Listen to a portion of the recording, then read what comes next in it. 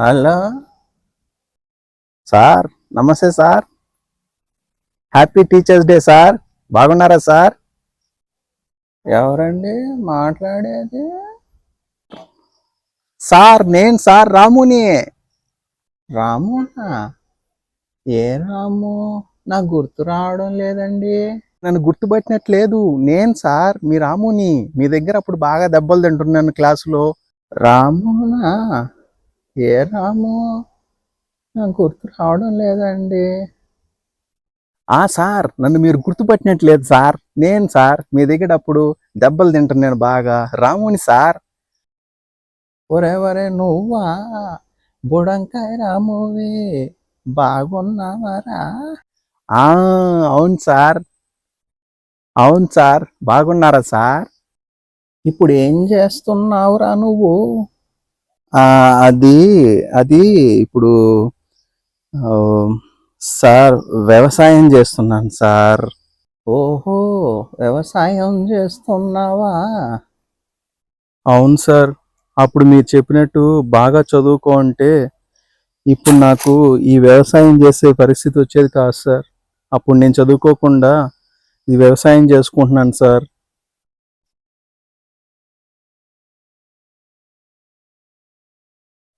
అరే రాము, నువ్వెందుకురా బాధపడుతున్నావు? వ్యవసాయం చేయడం ఒక కళ తెలుసా నీకు? ఏదో నీ పరిస్థితులు బాగలేక ఆ టైంలో సరిగా చదువుకోలేకపోయావు.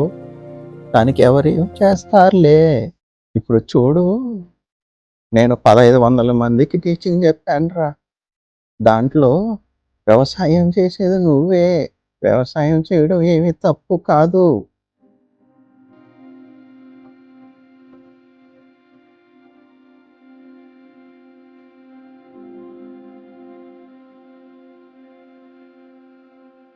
ఒక 10 ఏళ్ళకి వ్యవసాయం చేసే వాళ్ళు ఉండర్రా.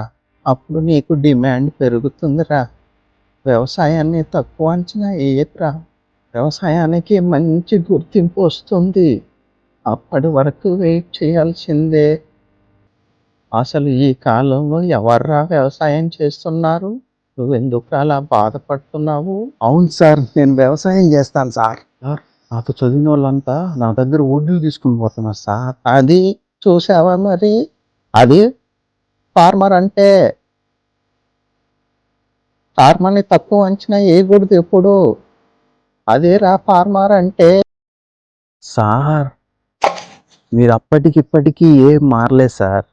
మీరు చదువు చెప్పడంలో నెంబర్ 1, మాకు ఈ విధంగా ధైర్యం చెప్పడంలో కూడా నెంబర్ 1 సార్. అందుకే మాకు మీరు బెస్ట్ టీచర్ అయ్యారు sir. Thank you ray. Sir, మీరు ఇచ్చిన మోటివేషన్తో నేను ఇంకొక 10 ఎకరాలు వ్యవసాయం చేస్తాను సార్. ఉంటాను నాన్న. Thank you.